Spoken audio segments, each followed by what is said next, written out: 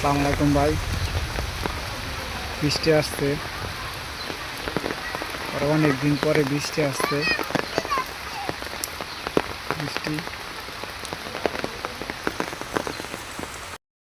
Rail পুকুর মাছ সব বাইশ হয়েছে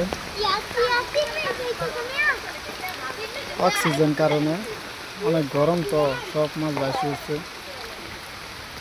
পুকুরে। মোটামুটি বড় আছে পুকুর।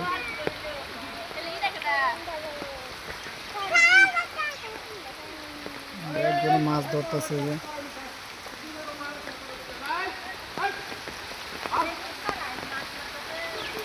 মাছ বাইশে হচ্ছে, সবাই ধরার জন্য চারে ভাই দাঁড়া রয়েছে।